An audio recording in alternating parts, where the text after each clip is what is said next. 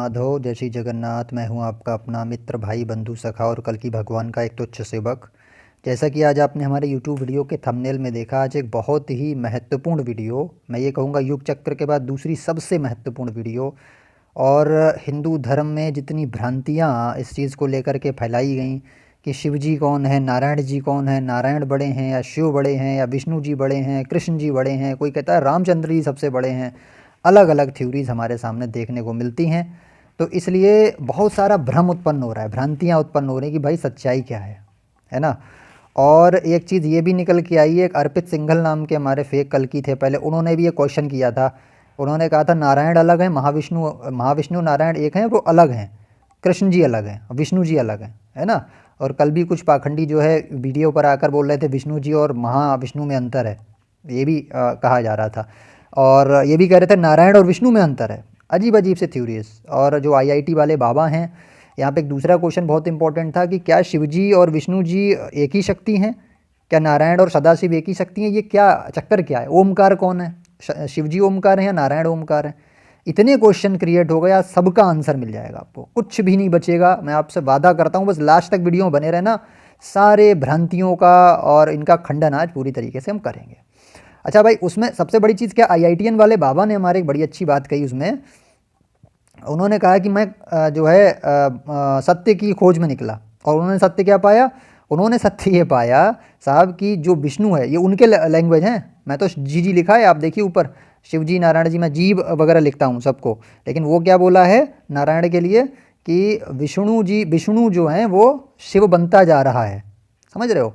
यानी विष्णु शिव बनता जा रहा है और धीरे धीरे वो शिव बनने की उसमें है, मतलब लाइन में है, ठीक है। और धीरे धीरे वो शिव हो जाएगा एक समय। तो इनका कहने का मतलब ये है कि जो विष्णु भगवान है वो शिव जी बन जाएंगे एक दिन और उनमें विलीन हो जाएंगे। मतलब ये इन्होंने सत्य पाया है, बड़ी खोज है, बहुत बड़ी सनातन की है। और आज मैं इनको ग्रंथों से सिद्ध करूंगा, प्रमाणों के साथ। ये तो सुट्टा मार के कुछ ही बात कह देते हैं, है ना। ये विष्णु जी को विलीन कर रहे हैं शिव जी के अंदर, और धीरे धीरे विष्णु जी को शिव बना रहे हैं। अब हम बताते हैं आपको क्या सच्चाई है इसकी, ठीक है। तो आज आप देखते हैं, देखिए पीडीएफ हमारा स्टार्ट करते हैं। हमने पूरा पीडीएफ ही बना लिया है और हम उसको पूरा डाल देंगे लिंक में, डिस्क्रिप्शन बॉक्स में भी और पिन कमेंट में भी, आप डाउनलोड कर लेना सारे प्रमाण सहित, ठीक है। अब देखिए क्या है यहाँ पे नारायण, यहाँ पे देखिए पीडीएफ का हमने नाम क्या रखा है, बहुत अच्छा हमने देखिए सुंदर नाम, क्या नाम रखा हुआ है, शिव जी, नारायण जी, विष्णु जी और 10 अवतार, सब में जी लगा हुआ है। और जितने फेक और ढोंगी पाखंडी होते हैं वो क्या कहेंगे, शिव नारायण नारायण नारायण बोला, विष्णु आएगा जाएगा, इस तरीके की लैंग्वेज का प्रयोग कर। अभद्र लोग हैं ये बदतमीज़ लोग हैं, है ना। तो सबसे पहले हमने जो प्रमाण उठाया वो कहाँ से लिया, प्रमाण हमारा आया है ये भागवत पुराण द्वितीय स्कंध अध्याय 6 श्लोक 30 और 31, ठीक है। ये आपको इसे दिख रहा है, नारायणे भगवती तदिदम विश्वमाहितम गृहीत मायोरु गुण सर्गादावगुण स्वतः, ठीक है। ये 30 था। फिर नीचे दिया 39 में, सर्जामि तन्नियुक्तो हम हरो हरति तद्वशः, ठीक है। विश्वम पुरुष रूपेण परिपाति त्रिशक्तिधृक्। अब ये क्या कह रहे हैं यहाँ पे, देखिए पूरा इसको पढ़ते हैं नीचे, ठीक है। ये क्या है पहले इसको थोड़ा सा बताते हैं।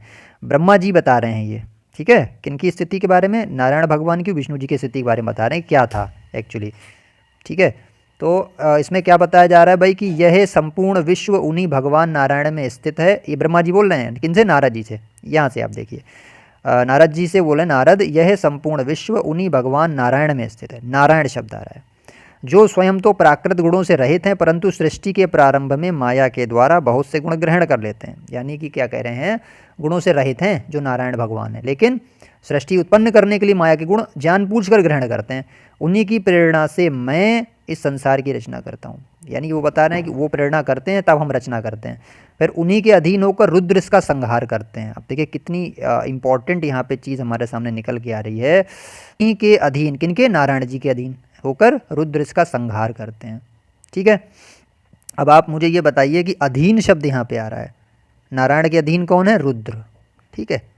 अब आप कहेंगे यार नारायण के अधीन हो गए रुद्र, है ना। अब इसको आगे जाके हम साबित भी करेंगे कि सब एक ही हैं ये। तो नारायण के अधीन होकर रुद्र जो है इसका संहार करते हैं, फिर वे स्वयं ही क्या है, फिर बोलते हैं कि वे स्वयं ही, अब यहाँ बहुत बड़ी चीज़ आ रही है, वे स्वयं ही विष्णु के रूप से इसका पालन करते हैं। कौन, नारायण करते हैं, किसके रूप में, विष्णु के रूप में। यानी वे स्वयं ही विष्णु बन जाते हैं। अब बात समझ रहे हैं, यानी कि वो क्या कर रहे हैं, ब्रह्मा जी उन्हीं की प्रेरणा से सृष्टि रचना कर रहे हैं, रुद्र संहार कर रहे हैं उन्हीं के अधीन होकर, और विष्णु वो खुद बन जाते हैं। तो यहाँ से एक कॉन्सेप्ट क्या क्लियर हुआ कि विष्णु जी और नारायण जी दोनों बराबर हैं, इनमें कोई अंतर नहीं। नारायण जी ने ही विष्णु जी के रूप में मतलब क्या किया, स्वयं ही विष्णु जी के रूप में इसका पालन पोषण किया, किसका, पृथ्वी का, या अपनी प्रजा का कह सकते हैं, ठीक है, सृष्टि की प्रजा का। तो ये क्लियर, पहला कॉन्सेप्ट क्लियर हो गया। अब दूसरा कॉन्सेप्ट हम यहाँ पे आगे चलते हैं, भाई क्या है ये, ठीक है। ये तो पहला कॉन्सेप्ट हुआ। वो लोग बोल रहे थे नारायण में और उनमें अंतर है, विष्णु में। नारायण को महाविष्णु कहते हैं, और महाविष्णु और विष्णु एक ही निकले। क्यों? क्योंकि महाविष्णु या नारायण ने स्वयं जो है अपना एक रूप रच के किसका, विष्णु जी का, और सृष्टि का संचार वो किया, मतलब पालन पोषण किया। अब आगे आते हैं। अब दूसरा प्रमाण हमने लिया है भागवत पुराण द्वितीय स्कंद अध्याय 6 श्लोक 36 से, ठीक है। अब इसको भाई देखते हैं क्या इसमें क्या दिया है। नाहम न यूयम यद्रताम गतिम विदु, ठीक है, वामदेवा, इस तरीके से पूरा दिया है, ठीक है। तन्माया मोहित बुद्धिस्त त्वदम, ये पूरा पढ़ लीजिए इसको, जब हम PDF में दे देंगे। हमें जो है अपने अनुवाद पे आना है। अनुवाद क्या कह रहा है, मैं मेरे पुत्र, ठीक है, मैं मेरे पुत्र तुम लोग और शंकर जी भी उनके सत्य स्वरूप को नहीं जानते, ठीक है। ब्रह्मा जी कह रहे हैं कि इनके सत्य स्वरूप को नहीं जानते, नारायण के सत्य स्वरूप को नहीं जानते, तब दूसरे देवता तो उन्हें जान ही कैसे सकते हैं। नारायण की महिमा चल रही है ये।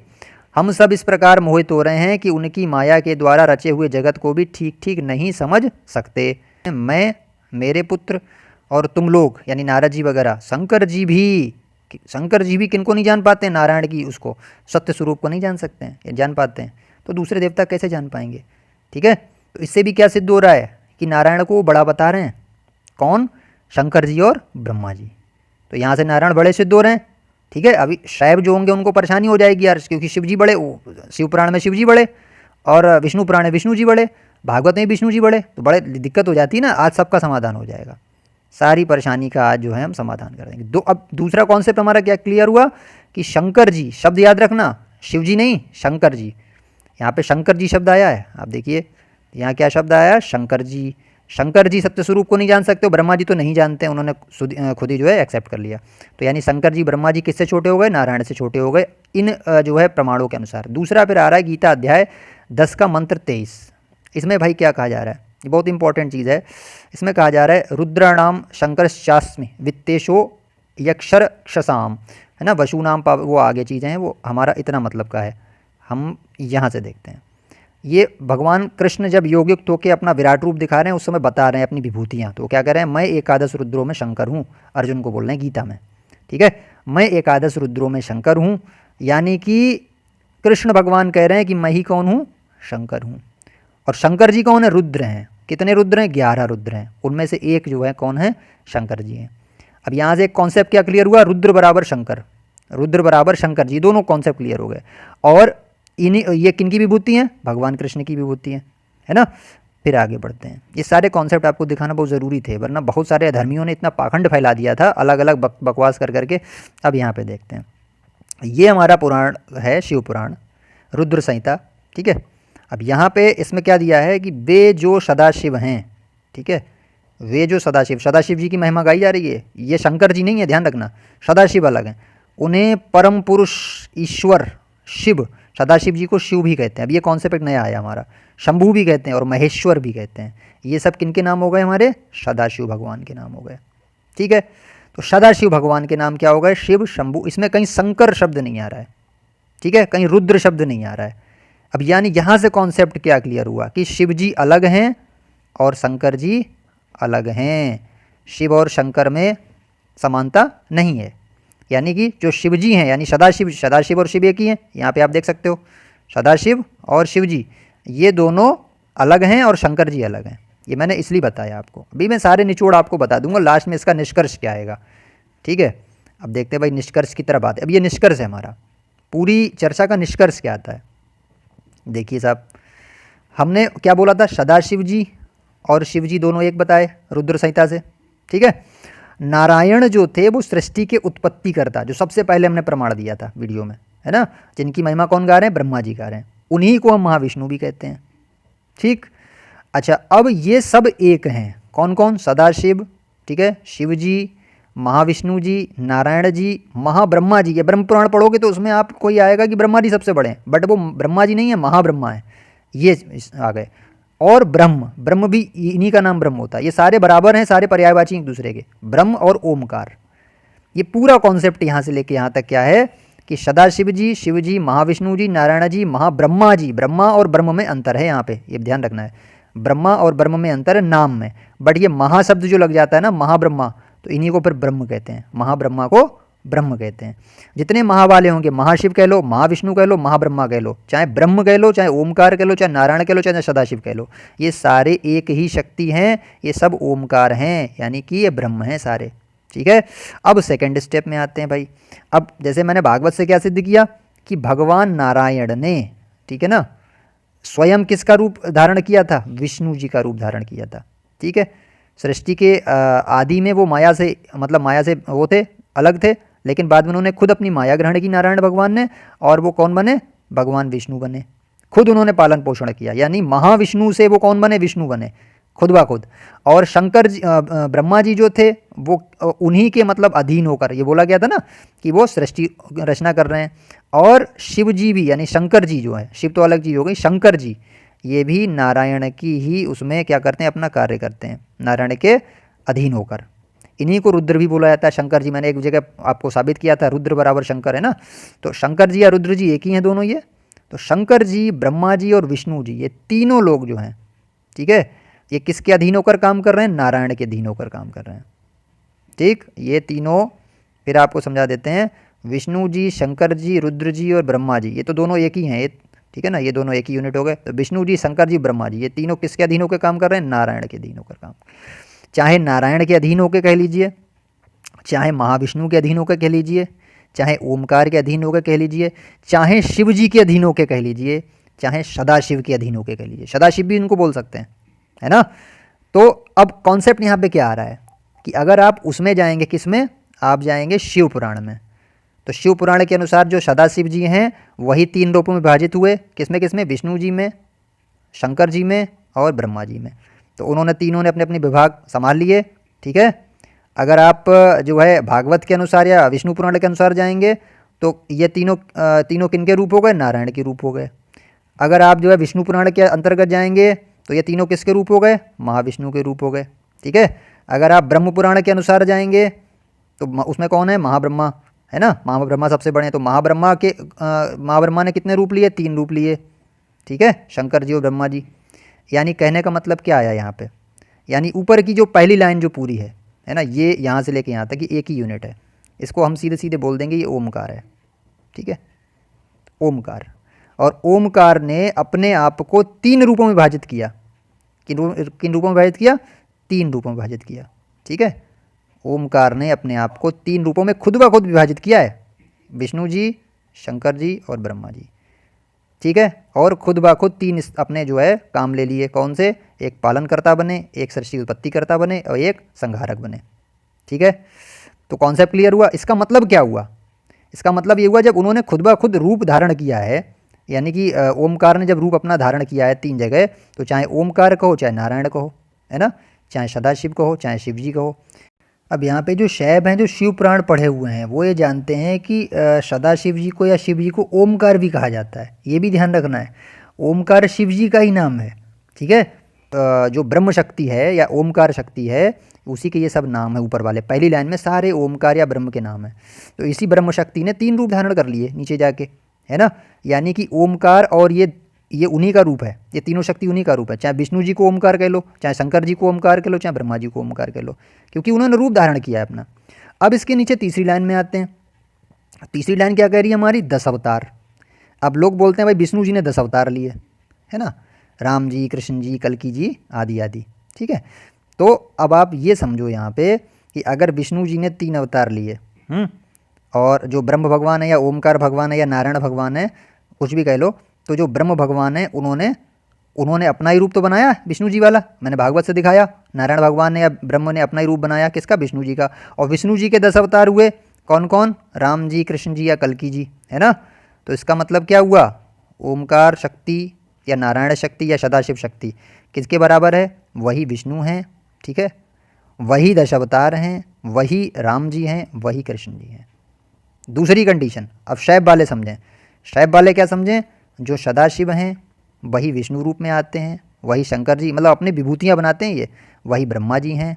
और वही सदाशिव 10 अवतार भी हैं, वही सदाशिव राम भी हैं, वही सदाशिव कृष्ण भी हैं।